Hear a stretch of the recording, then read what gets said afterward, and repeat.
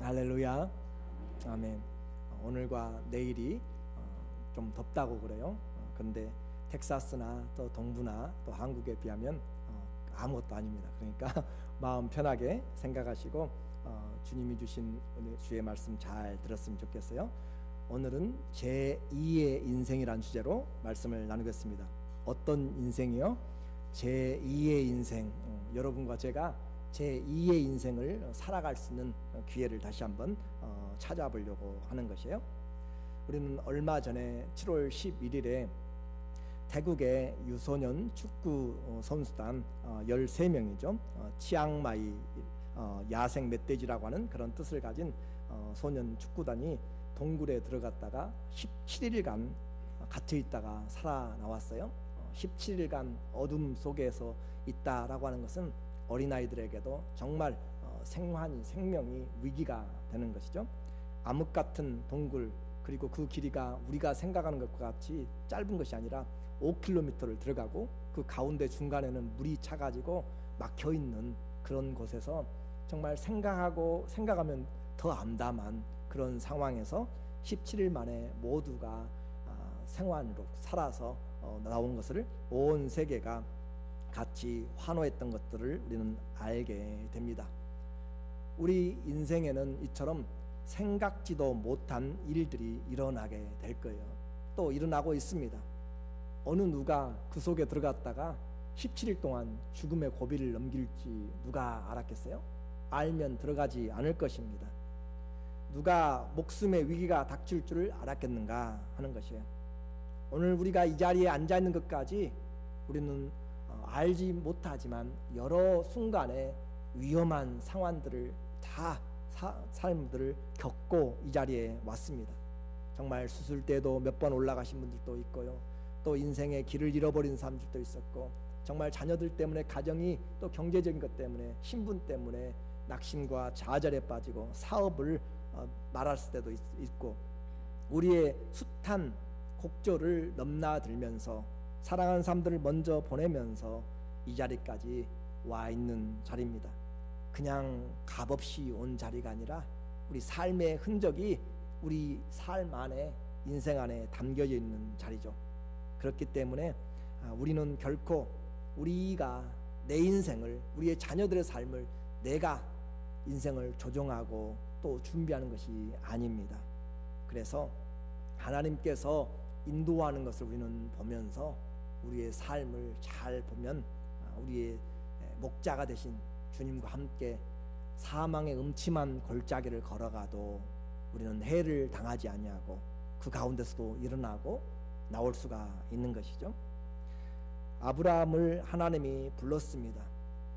우상을 섬기는 땅에 하나님이 찾아가셔서 영광의 하나님이 불러주셨는데, 그냥 불러주셔서 좋은 땅에 데려다 놓고 그곳에서 파라다이스 같이 낙원을 만들어 가지고 잘 먹고 잘 살도록 그렇게 했으면 좋을 텐데, 400년 동안 외국인들에게 외국 땅에서 종살이를 하게 된다, 객이 된다라고 그렇게 말씀을 하시고 그 말씀을 그대로 해 나가십니다.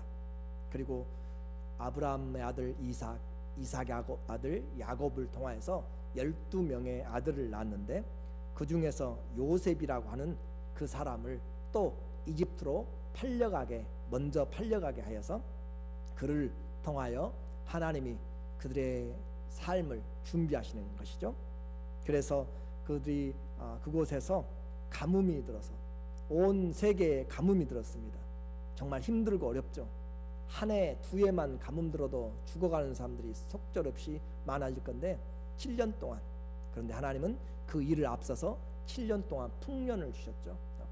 7년 풍년을 주시고 7년 흉년을 주시는데 그것을 왕의 꿈으로 주님이 주셨고, 그리고 그것을 해석할 수 있도록 이 요셉에게 지혜를 주셔서 이제 온 세상이 가뭄이 들었을 때 요셉을 따라서 그 온 아브라함의 시족들이 전부 다 이민을 갔습니다. 이집트로 이민 가서 영주권을 받고 살게 되었던 내용을 우리는 7장에 나타나 있죠. 그래서 그때 이제 400여 년이 세월이 흘러서 지나가 한 사람, 오늘 우리는 이제 지난주에는 아브라함을 보았고 오늘은 모세라고 하는 사람을 볼 것입니다.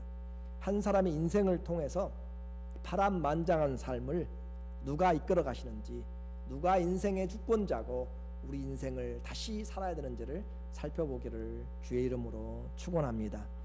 먼저 모세가 태어나던 상황은 좋지 않은 상황이었습니다. 야곱의 후손들이 점점 번성해 갖고 애굽 땅에서, 이집트에서 400년 동안에 점점 퍼져나가서 수백만의 사람이 되었죠. 사도행전 6장 오늘 7장 17절에 보니까 17절에 말씀하시기를 우리에게 요셉을 17절에 보면은 7장 17절에 우리에게 말하기를 하나님이 아브라함에게 약속하신 때가 가까우매, 하나님이 아브라함에게 약속하신 때가 가깝다라고 그렇게 이야기를 했어요. 하나님의 때가 가까웠어요. 하나님의 때가 가까웠으면 이제 뭔가 더 좋은 일이 벌어져야 되는 때가 된 거죠. 하나님이 교회를 부흥시킬 때가 가까웠어요. 하나님이 여러분을 회복시킬 때가 가까웠으면 뭔가 좋은 징조가 나타나야 되는데 어떻게 돼가고 있냐면, 그때 하나님께서 이스라엘에 새로운 왕조가 일어났습니다. 18절에 보니까 7장 18절에 요셉을 알지 못하는 새 임금, 요셉이 과거 수백 년 전에 그들을 불러내서 7년 흉년을 잘 견디게 만들고 국무총리로 그렇게 큰 은혜를 끼쳤던 그런 사람인데, 그 사람을 알지 못한 새로운 왕 임금이 일어났다라고 했습니다. 이것을 역사에서 보면 애굽의 17대 왕조인 힉소스 왕조가 이제 끝나고 18왕조, 이 힉소스 왕조를 제압하고 들어선 18왕조가 바로 이 애굽의 새 임금입니다. 하나님의 때가 찼어요. 그런데 위기가 닥쳤습니다. 그리고 그 왕과 그 새로운 왕조는 무엇을 하냐면 19절에 보니까 그가 우리 족속에게 괴계를 써서 거짓 계획들을 세우고 조상들을 괴롭게 하여 그 어린 아이들을 내어버려 살지 못하게 할세. 노예 민족이 많아집니다. 어느 정도 많아지는 건 괜찮은데 과다하게 많아지니까 반란을 일으킬까 생각하였고, 이 이스라엘을 그 17왕조 힉소스의 잔존 세력으로, 연합된 세력으로 생각하여서 이 18왕조는 그들을 통제하기 시작하였고, 노예로 국고성을 쌓게, 피라미드 같은 큰 성을 쌓도록 노력 동원을 그렇게 시켰고, 그리고 그들의 자녀가 남자가 나면 죽이고 여자만 살도록 그렇게 하는 산하 제한 정책을 쓰게 된 것이죠. 정말 하나님의 때가 찼는데 그들에게 극도의 불안한 정세와 또 생명의 위기가 있는, 집에서 여러분이 자녀를 낳는데 남자아이가 나면 죽이는, 나일 강가에 버리는 그런 것이 실제적으로 일어나고 있는 상황에 누가 태어났는가? 20절에 보니까 그때에 모세가 났는데 하나님 보시기에 아름다운지라 그 부친의 집에서 석 달을 길리우더니. 여러분이 혹시 태어나실 때 이 중에 1950년도 7월부터 1953년도 6월 달까지 6.25 전쟁 기간에 혹시 태어나신 분이 계실지 몰라요. 전쟁 중에 태어나는 것은 참으로 위기죠. 생명을 부지할 수 있을지 없을지 알지 못하는 상황이고, 또 특별히 지금 모세가 태어난 시대는 전 국민이 노예로 시달리고 있으면서 사내 아이를 낳으면 산파들을 시켜가지고 죽이도록 그렇게 이야기했고, 그리고 집에서 키우다 들키면 빼앗아서 나일강에 던지고 그 부모들까지도 엄벌에 처했던 그런 정말 사람 살지 못할 그런 상황에 누가 태어났냐면 모세가 태어났다라고 하는 것이에요. 석 달을 키웠습니다. 아기가 울 때마다 가슴 조이면서 그렇게 하다가 더 이상 3개월이 지나가니까 키울 수가 없어서, 그래서 할 수 없어 남 갈대로 상자를 만들고 그곳에 모세라고 하는 어린아이, 태어난 아이를 석 달 된 3개월 그 태아를 거기다가 올려놓고 나일 강물에 띄워서 버리게 되었다라고 하는 이야기를 여러분이 들었을 것입니다. 그리고 그 나일강에는 크로커다일이라고 하는 악어들이 득실거리는 그런 곳에 생명의 위기가 닥쳤죠. 이것이 모세가 태어난 유아기의 내용입니다. 정말 힘들고 어려운 시절이었죠. 환영받지 못한 인생이었습니다. 여러분은 태어날 때 환영받지 못한 인생 혹시 있을지 몰라요. 그것도 좋습니다. 그런데 아예 버려진 고아처럼, 그리고 생명을 알 수가 없는 3개월짜리 스스로 아무것도 할 수 없는 자를 내어버려서 강물에 떠가도록 그렇게 내어 던져버린 버림받은 인생, 환영받지 못한 인생, 버림받은 인생이 혹시 우리 중에 있을지 모르지만, 오늘 이 모세는 하나님의 시간이 가까울 때, 그때 바로 이런 삶의 위기를 닥쳤다라고 하는 것이죠. 그것이 출생의 삶이었습니다. 그는 그곳에서 이제 떠나갔는데 하나님의 은혜로 다행히 그를 발견하고 건져내어서 양육한 사람이 있었습니다. 21절에 보니까 버리운 후에 바로의 딸이, 바로는 이집트의 왕 파라오를 일컫는 단어입니다. 바로 이집트의 왕 파라오의 딸 공주죠. 그가 목욕하러 내려갔다가 그 갈대 상자를 발견하고 자기 아들로 기름에, 버림받고 버려졌으나 그 생명의 위기를 건져서 그곳에 왔다라고 하는 것은 뭔가 신적인 계시를 사람들이 느낄 수가 있었고, 그리고 이 여인은 역사상으로 봤을 때 자녀가 없는 그런 사람이었습니다. 그렇기 때문에 그를 택하여서 자기 아들로 어답되었단 말이죠. 그래서 자기 아들로 받아들여서 왕자로 그렇게 키우게 되었죠. 모세의 인생, 노예의 아들로 고아로 버려지고 석 달 만에 그렇게 떨어져 나간 그 아이가 대제국 이집트의 왕의 딸의 아들이 되었습니다. 왕자가 된 것이죠. 그리고 모든 교육을 다 받았습니다. 왕자가 받아야 될 궁중의 모든 그 교육 과정을 잘 마치게 된 것이죠. 22절에 모세가 애굽 사람의 모든 지혜를 배워 그의 말과 하는 일들이 능하더라. 왕궁에서의 교육은 세상 교육과는 다르죠. 가장 뛰어난 학자들을 통하여서 시키는 궁중의 교육이죠. 왕자로 그렇게 성장하면서 그는 이제 적어도 나라의 일부를 얻어 통치할 자격과 능력을 갖추고 장래가 촉망되는 그런 부러움의 대상이 되었습니다. 그리고 그의 나이가 40이 되었어요.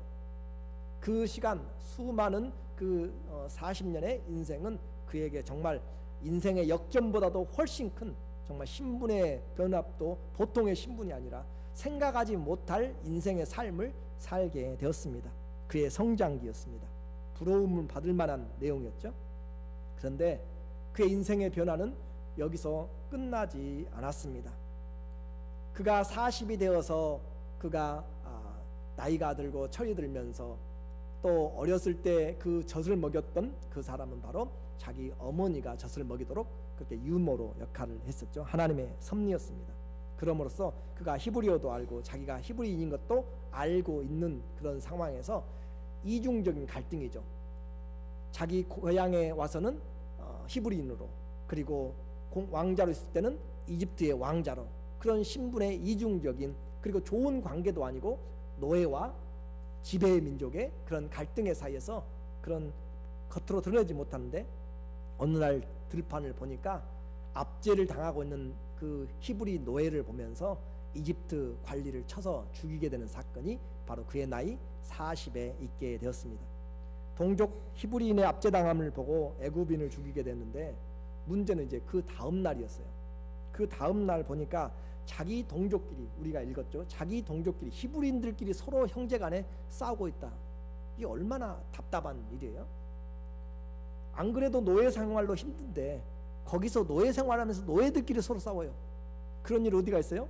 감옥에 갇혀서 있으면 죄수들로 힘든데 거기서 죄수들끼리도 싸워요. 그런 것과 같습니다. 오늘 세상을 살면서도 바쁜데 힘든데 거기서 또 싸우고 있다. 그것이 우리의 인생의 모습이죠. 그래서 모세가 화해자로 나섰습니다. 너희들 왜 형제끼리 싸우냐? 여러분은 형제들끼리 안 싸우죠? 여러분은 교회 성도들끼리, 가족끼리 안 싸우죠? 그런데 이 형제들은 이스라엘의 사람들은 너희가 형제라 어찌하여 서로 해하느냐라고 그렇게 중재자로 좋게 지금 타협을 시키는데, 그 중에 잘못한 사람이 아주 네가 어제는 애굽 사람을 쳐서 죽이더니 누가 너를 우리의 관원과, 이 관원은 룰러입니다. 그 다스리는 자와 또 너를 재판관으로 저지로 세웠느냐. 그렇게 하면서 그 어제의 일들을 까발리니까 드러내니까 이 사람이 도망을 갈 수밖에 없었죠. 28절에 그래서 네가 어제는 애굽 사람을 죽인 것 같이 또 나를 이제 죽이려 하느냐라고 그렇게 이야기하는, 중재하는 사람을 오히려 대들고 무시하고 또 그를 위협하는 것이죠. 이제는 자기 출신 성분 히브리 사람들과도 헤어져야 될 때가 되었고요. 왕자의 자격으로 자라온 애굽의 40년의 그 생활도 청산해야 될 때가 되었습니다. 왜냐하면 살인자로 그렇게 되어 있기 때문에 그래요. 그래서 그는 그 애굽에서 떠나서 저 먼 광야를 거쳐서 미디안까지, 그래서 이집트 그 나일강 삼각주가 파랗게 있는 그곳에서부터 그곳에 람셋이라고 하는 그 성을 쌓는 그런 곳에서, 그런 모세는 도피하여서 시나이 반도를 다 지나서 그 홍해 아카바만을 지나서 미디안까지, 미디안 광야로 도망을 가게 되었습니다. 그래서 그는 살인자로 밀입국을 하게 된 것이죠. 이것이 그가 40년의 삶을 살면서 갑자기 바꿔진 인생이었습니다. 이제 장년기가 되었습니다. 이집트의 궁궐에서 왕자의 삶으로 떠나서 미디안 광야에 와서 한 가정을 이루며 살아가던 그런 위치가 되었어요. 목자로 생활하게 되었습니다. 출애굽기 3장 1절에 보니까 모세가 그의 장인 미디안 제사장 이드로의 양떼를 치더니, 그래서 모세가 그곳에 와서 도망자로 왔지만 이제 고향을 떠난 것이고, 그곳에서 아직은 젊은 그런 모세가 양떼를 도와주고 함으로써 그곳에서 이제 생활을 하게 되었습니다. 생소한 곳도 정붙이고 살면 살만하다고 하지 않습니까? 이제 애굽의 화려한 그런 세상과는 다른, 화려한 것도 없고 권세도 없고 명예도 없고 돈도 없고 아무것도 없는 그곳에서 결혼하면서 자녀 2명을 낳게 된 것이죠. 목동 생활에 적응하게 되었습니다. 그때를 광야로 서쪽으로 인도하여 하나님의 산 호렙의 이름에, 사도행전에 보니까 모세가 이 말 때문에 형제를 도와주다가 이 말 때문에 도주하여 미디안 땅에서 나그네가 되어 거기서 아들을 둘을 낳으니라. 그렇게 해서 40년의 목동 생활을 지금 하고 있는 모세의 모습이죠. 과거는 완전히 접어졌습니다. 그리고 그는 이제 양떼를 치는데, 양떼도 자기 양떼가 아니라 누구의 양떼냐면 이드로, 자기 장인의 양떼를 키우고 있는, 나이가 70대고 80이 되었는데 자기의 오운 비즈니스가 없이 그냥 사위로 빌붙어 가지고 그곳에서 장인에게 고용되어 하이어돼 가지고 장인의 양떼를 치고 있는 그런 모세의 모습, 품꾼의 모습은 그다지 기대할 만한 것도 없고요. 또 비전도 없게 보이는 정말 광야에 40년 썩어 있는 그런 사람입니다. 모세는 과거의 모든 것을 잊었습니다. 아니, 어떻게 보면 일부러 잊어버리려고 그렇게 살아가는지도 모릅니다. 왜냐하면 신분의 차이와 생활의 차이가 너무 대조적이기 때문에 과거의 그 자기의 모든 것을 떠올린다면 살아갈 수가 없고 제정신이 아닐 거고 미칠 것 같아서 그냥 다 모래가 불어오는 것처럼 광야에 다 덮어버리고 이제는 그냥 자녀들 둘 기르면서 그냥 목동으로 생활에 만족하면서 40년을 지내오고 있는 그의 인생이죠. 그런데 자기는 잊어버리고 스스로 정지하기 싫어서 그는 포기하고 했는데, 그러나 하나님은 그를 포기하지 않으셨습니다. 사도행전 7장 30절에 40년이 참에, 이제는 이 모세의 나이가 80이 되었어요.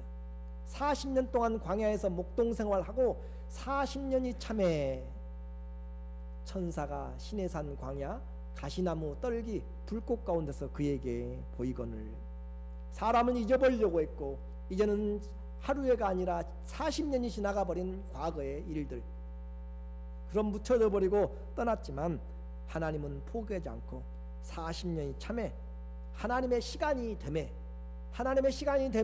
그 어려운 가운데서 모세를 다시 태어나게 하시고 하나님이 인도하신 것처럼 또다시 이제 80년이 참에 시간이 40년이 차서 하나님의 시간이 되니까 하나님이 그를 찾아오시게 되었습니다.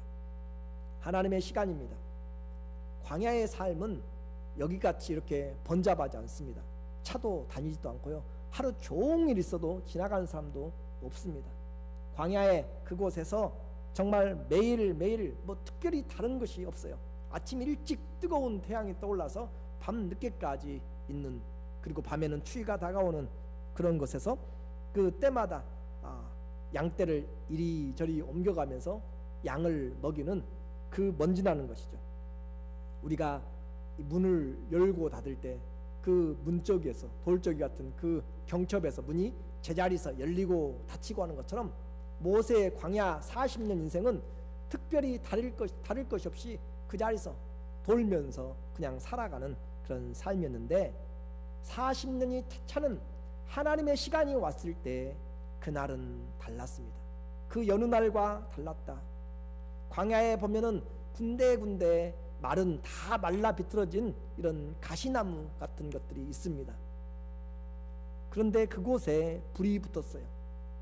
가끔 불이 붙습니다. 왜냐하면 너무 뜨거우니까 자연 발화가 돼가지고 불이 붙고 꺼지고 그런 것은 자주 이루는 일인데 어느 날 보니까 그 떨기나무에 불이 붙었는데 그곳이 타지 않더라라고 하는 것이죠. 그래서 모세가 이상하게 여겼습니다. 31절에 그가 가보는 거죠. 그 광경을 보고 놀랍게 여겨 알아보려고 가까이 가보니 그곳에서부터 주의 음성이 나왔습니다. 하나님이 그곳에서 모세를 기다리고 계셨습니다. 하나님이 그곳에서 모세를 지금 부르고 계신 것입니다. 전혀 생각지도 않은 일이 그의 인생에 지금 80년 만에 일어나게 된 것이고 광야 40년 만에 일어나게 된 것이에요. 여기까지가 그가 살아왔던 출생의 삶, 자연인의 삶이었습니다. 그리고 이제 40년이 지나서 80살이 되어서 그가 하나님 앞에 다시 세워져서 살아가는 인생은 제2의 인생이라 제가 그렇게 이름을 붙였습니다. 제2의 인생은 자기 출생의 삶이 아니라 하나님의 손에 붙잡힌 구체적인 삶입니다. 곧 부르심의 삶입니다. 버려지고 잊혀진 모세의 인생에 하나님이 끼어들으셨습니다. 하나님이 그를 찾아오셨습니다. 하나님이 그에게 지금 간섭하시고 네 삶에 주님이 들어오셨습니다. 아니 어떻게 보면 하나님 이제까지 준비시키고 계셨죠. 하나님 이제까지 그를 인도하고 계셨죠. 출생과 버려짐과 또 성장과 추방과 광야에서 무능력한 시간들을 하나님은 다 지켜보시고 하나님의 손에서 지금 인도해 가고 있지만 모세는 그 가운데 겪어가면서 도대체 하나님 왜 그러십니까? 왜 나를 이렇게 하십니까? 라고 수없는 탄원도 했을 것이고 왜냐하면 그의 출신이 히브리인이잖아요. 히브리인은 하나님을 태어날 때부터 믿는 사람들이잖아요. 죽을 때까지 믿는 사람이잖아요. 성경을 가지고 있는 사람이잖아요. 하나님의 말씀을 가지고 있는 택한 족속이라고 하는 그 신앙 공동체잖아요. 하나님께 얼마나 광야에서 울부짖고 얼마나 양을 치면서 사람들 보지도 않는 곳에서 하나님 앞에 살았겠는가라고 하는 것은 생각해 볼 수가 있는 것이죠. 그런데도 답답하게 하나님은 아무런 음성도 아무런 반응도 보이지 않았습니다. 그런데도 불구하고 우리는 알고 있는 거죠. 이스라엘이 그렇게 힘들고 어려울 때 하나님이 모르는 것이 아니라 다 알고 계셨어요. 하나님은 지켜보셨고요.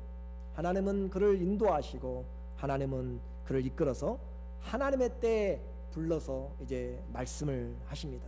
32절에 보니까 나는 내 조상의 하나님 즉 아브라함과 이삭과 야곱의 하나님이라 하신데 모세가 무서워 감히 바라보지 못하더라. 나무에가 가시나무 다 말라 비틀어진 곳에 불이 있어서 꺼지지 않고 있어서 가보았는데 그곳에서 소리가 났습니다. 그리고 나는 하나님이다, 내 조상의 하나님이다 라고 그렇게 말씀하면서 주께서 말씀하시되 내 발에 신을 벗으라. 네가 서 있는 곳은 거룩한 땅이라. 그 모래 광야에 그곳이, 그가 서 있는 곳이 지금 거룩하다. 장소가 거룩하기보다도 하나님이 계시기 때문에 거룩한 곳이죠. 하나님이 계신 곳은 거룩한 곳입니다. 그렇게 해서 하나님이 지금 자기 백성이 있다는 것이죠. 하나님이 지금 부르시고 말씀하시죠. 그리고 하나님은 타협하지 않습니다. 너 내 제자 한번 해볼래? 너 내 사도 한번 해볼래? 너 내 선지자 한번 해볼래? 하나님은 타협하지 않습니다. 하나님이 택하신 사람은 하나님이 불러내시고 하나님이 사명을 맡깁니다. 우리는 사명에 순종이냐 안 하느냐 그 차이일 뿐이죠. 하나님이 지금 그를 부르셨습니다. 모세를 불러낸 것이죠. 그리고 사명을 주십니다. 34절의 내용이죠. 내 백성이 애굽에서 괴로움 받음을 내가 어떻게 했어요? 확실히 보고. 하나님은 저 먼 우주의 공간의 어떤 곳에서 그냥 갇혀있는 그런 분이 아니고 하나님은 하늘에 계시지만 그러나 우리의 삶을 눈동자처럼 살피고 있죠. 탄식하는 소리를 듣고 있습니다. 그리고 하나님의 시간에 이제 그들을 구원하려고 내려왔노니 이제 내가 너를 이집트 애굽으로 보내리라 하시니라. 하나님이 그에게 나타나셔서 하나님이 말씀합니다. 나는 내 조상의 하나님이다. 그리고 너는 이제까지 네 경험과 네 지식과 모든 것을 대표하는 신을 벗어버리라. 너는 나의 노예다. 그 말이죠. 노예들은 신발을 안 신는 거잖아요. 너는 나의 노예다. 그 말 쉽게 표현한다면 네가 배워왔던 신발의 문화 그것들을 다 내려놓고 오직 이제 내가 너에게 할 일들을 하라. 그래서 내 백성, 하나님에게는 하나님의 백성이 있습니다. 하나님의 택한 백성이 있어요. 그리고 그들의 괴로운 소리를 하나님이 듣고 계십니다. 노예 이스라엘의 고통은 힘이 비참했습니다. 종살이는요, 동양이나 서양이나 시간에 상관없이 노예 생활은 비참합니다. 그런데 하나님이 왜 자기 백성을 그렇게 세상의 조롱거리가 되게 하고 괴롭힘 당하게, 아이가 나면 죽어가는데 그것을 지키지 못하는 하나님, 그들이 얼마나 씨름하고 있었겠어요? 내 질병 하나도 고치지 못하는 하나님, 그렇게 지금 생각할 수도 있는 거잖아요. 그런데도 불구하고 하나님은 능력이 없어서가 아니라 하나님이 지금 기도를 왜 안 하고 계신가? 기도 응답을 하나님은 지켜보고 계시고 하나님의 방법을, 하나님의 시간을 하나님은 절대 실수하지 않으시고 행하십니다. 그러므로 출애굽기 2장 23절에 보니까 여러 해 후에 애굽 왕은 죽었고, 처음의 이야기예요. 지금 출애굽기 내용을 사도행전에서 다시 이야기하기 때문에 그래요. 이스라엘 자손은 고된 노동으로 말미암아 탄식하며 부르짖으니, 그 고된 노동으로, 그 고된 노동을 한 절에서 지금 2번씩이나 쓰고 있잖아요. 노예 생활에 그 고된 노동으로 말미암아 탄식하고 부르짖는다. 그 고된 노역으로 말미암아 부르짖는 소리가 하늘에 상달되었다. 기도가 뭡니까? 기도가 한 번, 2번 했다고 끝나는 것이 아니라 정말 하나님 앞에 이런 하나님 믿어야 됩니까? 갈등이 없겠어요? 오늘 우리의 신앙 안에서 하나님 왜 그렇게 기도하는데 들어주지 않습니까? 하나님이 들어주지 않는 것이 아니라 하나님의 계획대로 이끌어가고 있음을 우리는 그분을 신뢰하는 것이에요. 그래서 하나님의 시간에 하나님이 찾아오신 것이죠. 하나님은 눈동자처럼 살피고 계셨습니다. 출애굽기 3장 7절과 9절에 보니까 여호와께서 이르시되 내가 애굽에 있는 누구를요? 내 백성을, 애굽에 있는 오늘 이 시대에 있는 내 교회의 성도들을 고통을 분명히 보고, 하나님은 지금 그곳에서 일하면서 쓰러지고 매맞고 죽어가는 사람들, 큰 대건설을 해나가고 있는 피라밋 같은 그런 커다란 노역 동원에서 고통당하는 자들을 하나님은 지금 보고 계신 거죠. 그들의 감독자로 인하여서 부르짖음을 듣고 하나님은 지금 그것을 탄원하는 크라이 아웃하는 그런 소리들을 주님이 듣고 계신다. 그리고 그 근심을 하나님이 어떻게 해요? 알고 계신다. 우리의 부르짖음도 하나님이 다 알고 계세요. 하나님 모르신 분이 아니라 하나님은 우리의 인생을 다 아시는, 우리가 진토임을, 흙임을 알고 계신 분이고, 우리가 얼마나 연약한지도 알고 있는 것이고, 하나님은 다 알고 계시고, 그리고 알고 계신 하나님은 그 하나님은 계획도 가지고 계십니다. 출애굽기 3장 8절과 10절에 보니까 내가 내려가서, 하나님이 내려오신다라고 하는 것이에요.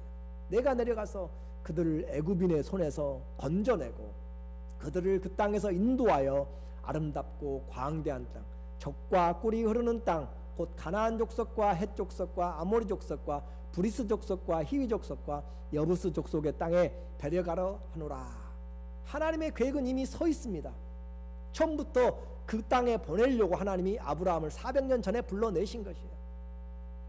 근데 그 과정을 우리는 알지 못하지만 하나님의 일하시는 방법이었습니다. 그리고 이제 구체적으로 그 땅에 살고 있는 7개의 족속인데, 큰 족속인데, 그 가운데는 더 나누어지면 31개의 한 명의 왕이 살고 있습니다. 그 가나안 땅이 그들이 지금 정복하고 살고 있는데, 하나님의 입장에서는 이 땅은 이스라엘의 땅이다. 지금 왜 중동이 그렇게 시끄러워요? 자기들이 살고 있는데, 자기들이 산다고 생각했는데 이스라엘이 자기 땅이라고 하는데, 하나님이 지금부터 4000년 전에 그 땅을 아브라함에게 주셨어요. 그렇기 때문에 그들이 살고 있을지라도 그 땅은 하나님의 창조의 섭리에서 이스라엘의 땅이라고 그들은 주장하게 되는 것이죠. 그래서 데려가려 하노라. 10절에 하나님의 계획이죠. 내가 너를 바로에게 보내어 너에게 내 백성 이스라엘 자손을 애굽에서 인도하여 내게 하리라. 하나님은 우리를 다 살펴보시고 들으시고 아시고 계획을 가지고 계십니다.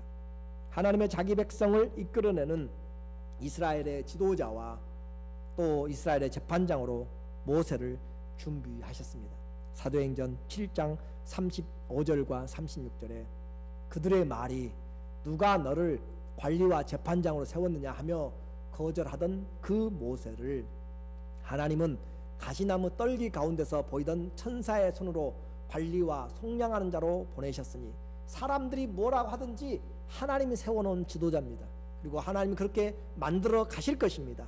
우리의 인생, 여러분이 어떻게 생각하고 세상이 어떻게 생각하든지 하나님의 백성, 하나님의 자녀들의 삶을 알고 계시고 보고 계시고 그들을 이끌어서 하나님의 나라에 이끌어 가신다라고 하는 것이 이 성경의 가장 근본적인 내용입니다. 말씀을 이제 마치겠습니다. 이제 모세는 출생의 삶을 사는 것이 아니라 하나님의 부르심의 삶, 소명의 삶을 살게 되는 것이죠. 이것이 신앙의 삶입니다. 우리 인생은요, 내가 생각하는 것보다 훨씬 다양한 일들이 있고 복잡합니다. 때로는 세상에서 잊혀진 것 같은 그런 인생의 곤고함도 있습니다. 모든 것을 또 얻은 것 같은 그런 기쁨도 있습니다. 그러나 수렁에 빠진 것 같은 삶을 살아갈 때 우리는 우리 자신도 잊어버리고 좀 세상을 끝내버렸으면 좋겠다라고 포기하고 낙심한 그런 사람이 있을지도 모르지만, 그러나 우리의 태어나는 것은 하나님의 손에 달려 있습니다. 하나님의 시간에 주님이 우리를 내보내셨고 하나님이 우리를 택하셔서 눈동자처럼 지켜나가신다는 사실을 오늘도 분명하게 우리에게 말씀합니다. 하나님의 세밀한 계획 안에서 우리는 하나님의 하늘에 속한 신령한 복을 얻도록 하기 위해서 하나님이 우리를 이 땅에 살게 하신 것입니다. 에베소서 1장 3절과 4절을 기억을 해야 됩니다. 한번 읽어볼까요? 찬송하리로다. 하나님 곧 우리 주 예수 그리스도의 아버지께서 그리스도 안에서 하늘에 속한 모든 신령한 복으로 우리에게 복 주시되, 곧 창세 전에 그리스도 예수 안에서 우리를 택하사 우리로 사랑 안에서 그 앞에 거룩하고 흠이 없게 하시려고 예수 그리스도 안에서 우리를 하나님의 아들 딸로 삼으신 줄로 믿습니다. 우리를 이 땅에 우리가 살아가는 것은 모세가 태어난 것이 하나님의 때에 태어난 것처럼 우리가 이 땅에 태어난 것은 하나님이 창세 전에, 4절에는 창세 전에 그리스도 안에서 우리를 택하셔서 시간의 역사의 현장에서 오늘 우리가 살아가고 있는, 세상은 어떻게 볼지 몰라도 우리는 성경을 믿는 것이고 하나님을 믿는 것입니다. 창조주를 믿는 것이고 영원하신 하나님을 믿기 때문에 우리는 이 말씀이 그대로인 줄로 믿고, 하나님이 우리를 왜 나게 하셨어요? 하늘에 속한 신령한 복을 우리에게 복 주시려고 그리스도 안에서 택하였어요. 예수님 밖에서 있으면 얻지를 못합니다. 모든 인생이 그리스도 안으로 들어와야 그 안에서 하나님이 주신 은혜를 얻게 되는 것이에요. 세상은 그 그리스도가 아니라 부처에게나 이슬람에게나 마호멧이나 누구든지 그런 것으로, 다른 것으로 이야기하지만, 성경은, 창조주는 우리에게 그리스도 예수 안에서 택하였고 그리스도 예수 안에서 복을 주려고 하나님이 예수 그리스도 외에는 우리에게 구세주가 없고 예수 그리스도를 믿음으로 하나님의 자녀가 되는 유일한 길과 진리와 생명이 바로 그리스도라라고 그렇게 말씀을 하고 계십니다. 성도는 이제 출생으로만 사는 것이 아니라 하나님의 부르심으로 삽니다. 내가 할 수 있다고 생각할 때도 그때도 아니고요, 내가 하지 못한다고 포기할 때도 그때도 아닙니다. 하나님이 우리 인생을 이끌어 가십니다. 그러므로 모세는 광야에 와서 하나님의 광경을 보았어요. 기가 막힌 일이고 목소리를 들었습니다. 그런데 그에게 40년이라고 하는 긴 시간은 하루아침에 바꿔지기가 쉽지 않아요. 정말 쉽지 않습니다. 그래서 하나님, 나 못합니다. 하나님, 내가 어떤 사람인지 알지요. 40년 동안요 광야에서 매일 양의 똥 치면서 양치면서 나 자신이 없어요. 하지도 못합니다 라고 그렇게 끈질기게 반항합니다. 그러나 하나님도 포기하지 않습니다. 출애굽기 4장 10절에 보면 모세가 여호와께 아뢰되 오 주여, 나는 본래 말을 잘하지 못하는 자니이다. 주께서 주의 종에게 명령하신 후에도 역시 그러하니 나는 입이 뻣뻣하고 혀가 둔한 자니이다. 그렇게 대꾸를 합니다. 여호와께서 그에게 이르시되 누가 사람의 입을 지었느냐? 누가 말 못하는 자나 못 듣는 자나 눈 밝은 자나 누가 지금 이끌고 계시느냐? 하나님이시다 라고 하죠. 이제 가라, 내가 내 입과 함께 있어서 할 말을 가르치리라. 그 정도 됐으면 순종해야죠. 모세가 또 항변합니다. 오 주여, 보낼 만한 자를 보내소서. 나 아시지 않습니까? 이곳에 처박혀 가지고 아무것도 하지 못하는 무능력한 자, 주님 말씀만 듣고 갔다가 무슨 낭패를 보게요. 그런데 주님이 여호와께서 모세를 향하여 노하여 이르시되 레위 사람 내 형 아론이 있지 않느냐? 네 말 못한다고 내가 너 말 잘하는 네 형을 붙여줄 것이다. 네 못한다고 하나님이 내 손에 지팡이로 너와 함께 할 것이다. 하나님이 너와 함께하면 내 인생은 주님과 함께 새로운 삶, 부르심의 삶을 살 것이다 라고 설득을 하고 보내십니다. 오늘 우리도 내 인생 이제까지 70년, 80년, 50년 다 살아왔잖아요. 할 수 없다라고 포기할지 몰라요. 그러나 하나님이 택하신 사람들은 하나님이 설득하십니다. 하나님이 말씀을 보내십니다. 내가 너를 이끌어가게 하겠다. 내가 왔고 내가 너와 함께하고 너를 붙들어서 약속의 땅으로 인도하리라. 오늘 낙심하지 마십시오. 오늘 우리의 삶에 이제까지 왔던 것에서 나는 이처럼 그냥 내 인생은 변하지 않는다고 하지 마시고, 그리스도 예수를 믿는 모든 성도들에게는 제2의 인생, 부르심의 인생이 있습니다. 그 인생을 주님 앞에서 들으시고 주님 나를 도와주셔서 주의 순종하게 주님의 뜻대로 대저 주의 말씀은 능치 못하심이 없기 때문에 주님을 순종하겠습니다. 그렇게 함으로 오늘 그 보통 날 같던 주일이 특별한 인생의 부르심이 있는, 하나님의 부르심을 듣는 저와 여러분 되기를 예수님의 이름으로 축원합니다. 아멘. 기도하겠습니다. 주님은